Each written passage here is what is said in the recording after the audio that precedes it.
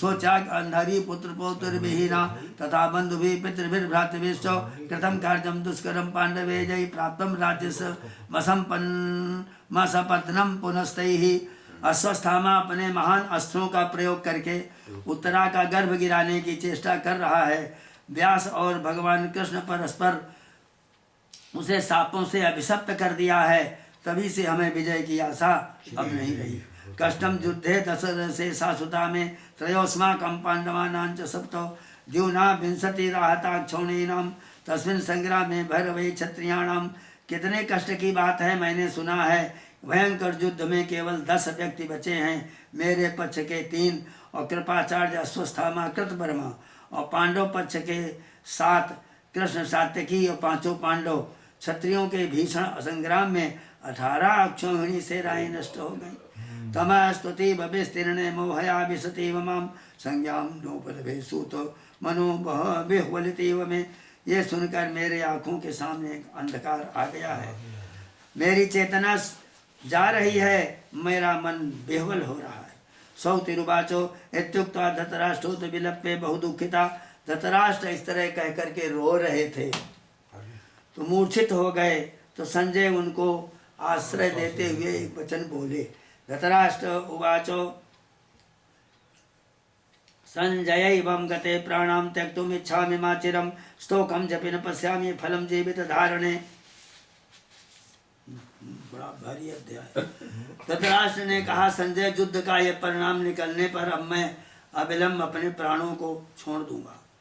सौतिरुवाच तं तथा बादिनं दीनं विलपन्तं महीपतिं निःश्वसन्तं यथा नागं मुह्यमानं पुनः पुनः गावल्य गणिरिदं श्रीमान धीमान महार्थन वाक्यमब्रवीत। राजा धृतराष्ट्र दीनता पूर्वक विलाप करते हुए ऐसा कह रहे थे कि नाग के समान लंबी सांसें ले रहे थे, मूर्छित हो रहे थे।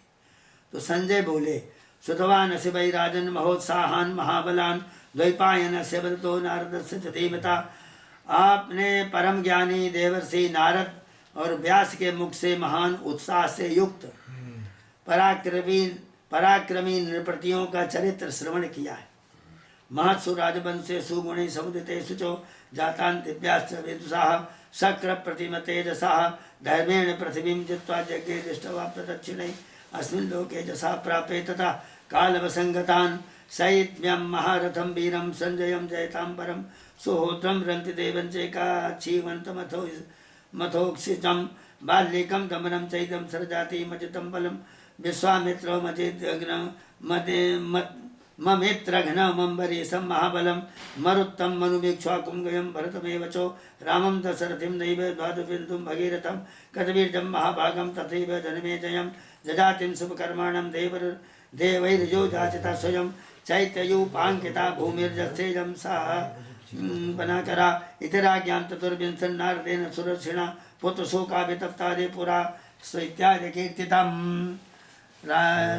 नारद जी ने पहले ही बता दिया था कि बड़े बड़े दक्षिणा यज्ञ करने वाले रंती देव संजय सुहोत्र सरजाति अपराजित नल और विश्वामित्र महाबली अम्बरीश मरुत मनु इच्छाकु गए, और ये दशरथ नंदन राम दृष्टबिंदु मरीरथ शुभकर्ता। कहते हैं कि इन सब लोगों ने यज्ञों की खान बना दिया था, और 24 राजाओं का वर्णन नारद जी ने बताया कि ये सब लोग अत्यंत संतप्त महाराज स्वैत्य का दुख दूर करने के लिए किया था।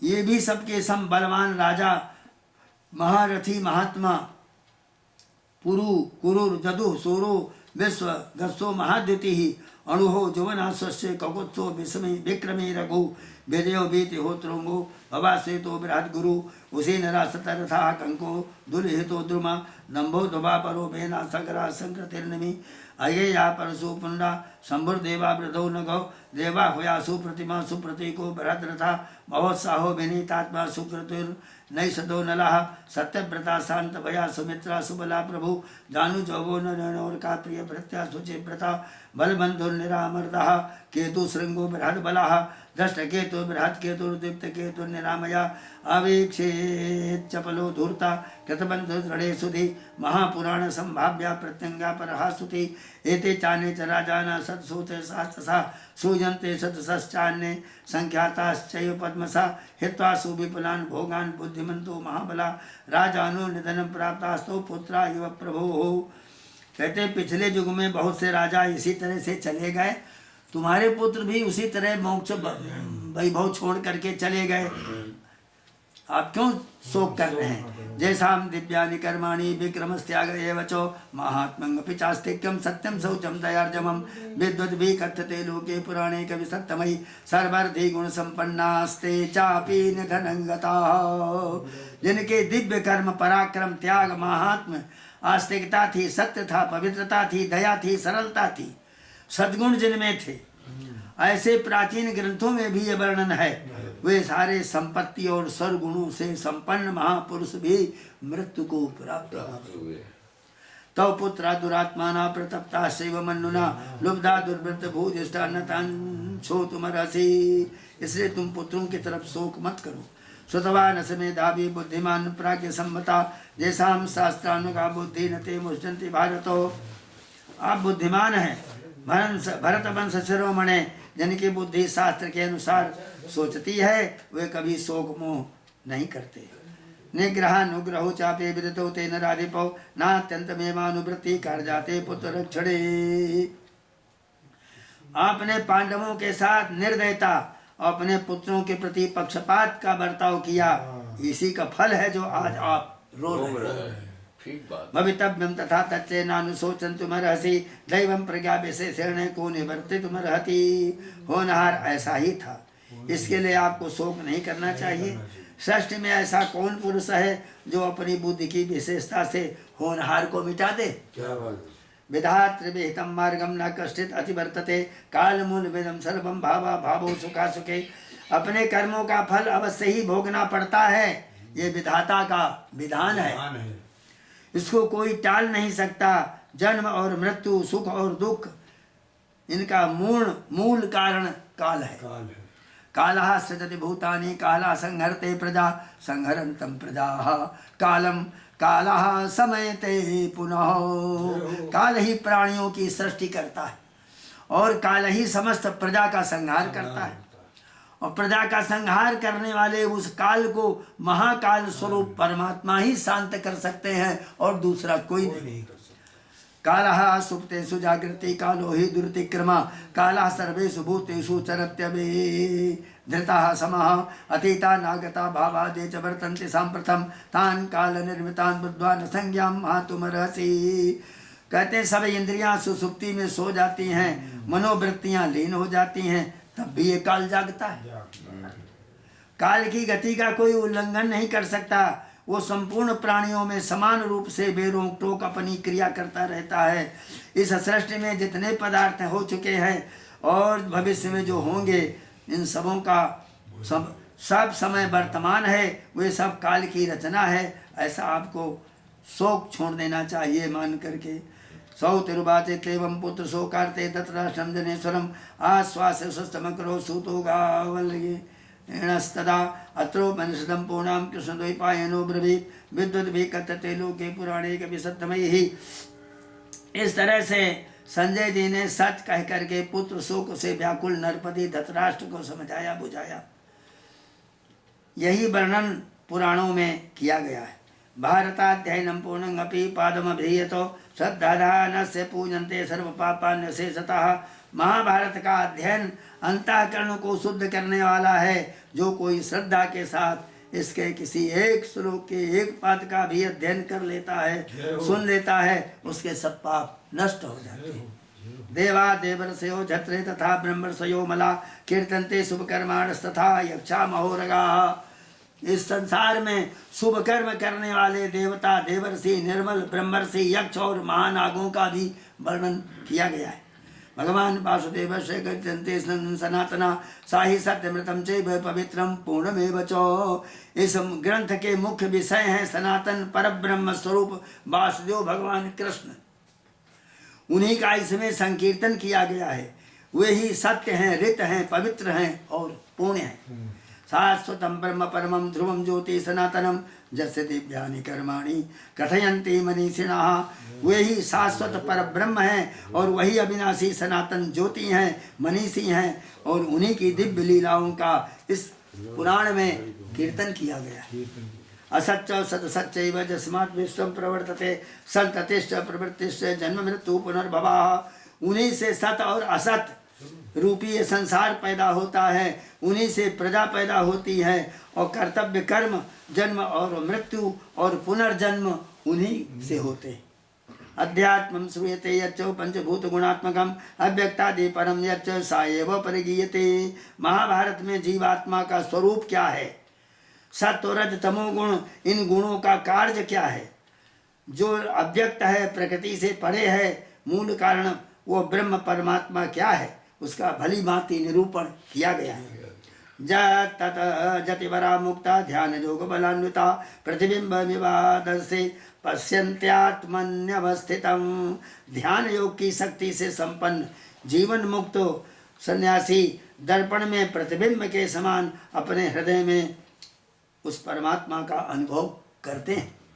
श्रद्धाना सदा युक्ता सदा धर्म परायणा आसे निज निमध्यायं नरापापात् प्रमुच्यते अनुक्रमणिकाध्यायं भारतस्य ममादिता आस्तिकः सततं शृण्वन्नाकृच्छेत् अवसीदति।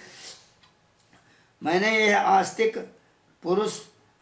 पुरुष महाभारत के इस अनुक्रमणिका को, इस अध्याय को आज से अंत तक श्रवण करते हैं, वो संकट काल के भी दुखों से पार पा जाते हैं। यह अध्याय सुनना संकटों से पार पाना है। उभे संदेह जपन किंचित सद्यो मुचेत कलविषात् अनुक्रमेण यावत् स्यात् अन्नारात्र्या च संचितम्। प्रातः सायं इसका पाठ करें अध्याय का तो सब पापों से मुक्त हो जाता है। इस अनुक्रमणिका का अध्याय थोड़ा भी पढ़ ले वह, और मध्याह्न में, दिन में पढ़ ले, रात्रि में पढ़े तो पाप राशि से मुक्त हो जाता है। भारत से समस्त महाभारत इतने ही एक ही अध्याय में उसका वर्णन कर दिया गया। भारत से वपुर्जे तत्सत्यम चामृतमेव चो नवनीतम यथा तद्नो दिपदाम ब्राह्मणो यथा आरेण कंच भेदे भेदोषदिव्योमृतम यथा हृदा नामुदधिम श्रेष्ठो गौरवरिष्ठा चतुष्पदाम जद्दैतानीतिहासानां तथा भारतमुच्यते जस्यैनं श्रावे श्राद्धे ब्राह्मणान् पदमं तथा अथज्मा मन्नपानं वै पितृंस्तस्योपतिष्ठते। श्राद्ध के दिन इस अध्याय का पाठ कर ले तो उसके घर में कभी अन्न की कमी नहीं होती। कहते हैं औषधियों में अमृत, सरोवरों में समुद्र, चौपाओं में गाय सबसे श्रेष्ठ है, उसी तरह से सब पुराणों में यह महाभारत श्रेष्ठ है। इतिहास पुराणाभ्याम वेदम समुपबृंहयेत् निभेति अल्पसुतात् वेदो मामयं प्रहरिष्यति। कहते हैं इतिहास और पुराण के द्वारा वेद के अर्थ का समझना होता है। वेद का अर्थ बिना इस महाभारत के पढ़े नहीं समझ सकते हो। जो थोड़ा पढ़ा हुआ है और थोड़े सुना है उससे वेद भी डरता है कि ये जब बोलेगा तो हमारी हत्या कर बैठेगा। कार्ष्णं वेद निभेति अल्पसुतात् वेदो मामयं प्रहरिष्यति। कार्ष्णं वेदमेवं विद्वान् श्राव यत्वार्थमश्नुते भ्रूणहत्यादिकं चापि पापं जज्ञात संशयं जायिमं शुचिरध्यायं पठेत पर्वणि पर्वणि। हर पर्व में इस अध्याय का पाठ करना चाहिए। यह अध्याय ही समस्त महाभारत है। अधीतम भारतम तेन कृतस्नु स्यादिति मे मति जस्यैनं शृणुयान् नित्यमार्थं श्रद्धा समन्विता सा दीर्घमायु कीर्तिं च स्वर्गतिं चाप्नुयात् नरः। इसका सुनने वाला दीर्घायु, कीर्ति और स्वर्ग को प्राप्त करता है। एकतश्चतुरो वेदान् भारतम चैतदेकता। एक तरफ 4 वेद और एक तरफ यह महाभारत। पुरा किल सुरै सर्वे समेत तुल्याजतम चतुर्व्यासारहस्येभ्यो वेदेभ्यो जदिकं तदा। पहले समय पर देवताओं में तौला था तो ये सबसे ऊंची निकली और वेद जो है उनका पल्ला ऊपर चला गया। तदा प्रभृति लोकेऽस्मिन् महाभारतमुच्यते महत्त्वे च गुरुत्वे च म्रियमाणं ध्रियमाणं जतोऽधिकं महत्त्वात् भारवत्वात् च महाभारतमुच्यते निरुक्तस्यैव यो वेदा सर्वपापे प्रमुच्यते। कहते हैं कि महत्ता और भार और गंभीरता की विशेषता से इसको महाभारत कहते हैं। जो इस ग्रंथ के निर्वचन को जान लेता है वो सब पापों से छूट जाता है। तपो न कल्पोऽध्ययनं न कल्पः, तपो न कल्कोऽध्ययनं न कल्कः, स्वाभाविको वेद विधिर्न कल्कः, प्रसज्य वित्ताहरणं न कल्कोस्तान्येव भावोपहतानि कल्कः। कहते हैं तपस्या निर्मल है, शास्त्रों का अध्ययन भी बहुत निर्मल है, वर्णाश्रम के अनुसार स्वाभाविक वेद विधि के अनुसार भी निर्मल है, और कष्ट पूर्वक उपार्जन किया हुआ धन भी निर्मल है, किंतु वे भी सब विपरीत भाव से किए जाने पर पापमय है। दूसरे के अनिष्ट के लिए किया हुआ तप, शास्त्र का अध्ययन और वेदोक्त स्वाभाविक कर्म तथा क्लेश पूर्वक उपार्जित धन भी पाप युक्त हो जाता है। तात्पर्य ये कि इस ग्रंथ रत्न में भाव शुद्धि पर विशेष जोर दिया गया है, इसलिए महाभारत ग्रंथ का अध्ययन करते समय भाव शुद्ध रख करके पवित्र भावना से इसको सुनना चाहिए। श्रीमद् महाभारत आदि पर्वणि अनुक्रमणिका पर्वणि प्रथमोऽध्यायः। श्री कृष्ण गोविंद हरे मुरारे नाथ श्री कृष्ण गोविंद हरे मुरारे हे नाथ नारायण वासुदेव। बोलना पड़ गया। अरे आज बहुत जबरदस्त बोला। ये उस दिन 1:15 बजे समाप्त हुआ था। 1:15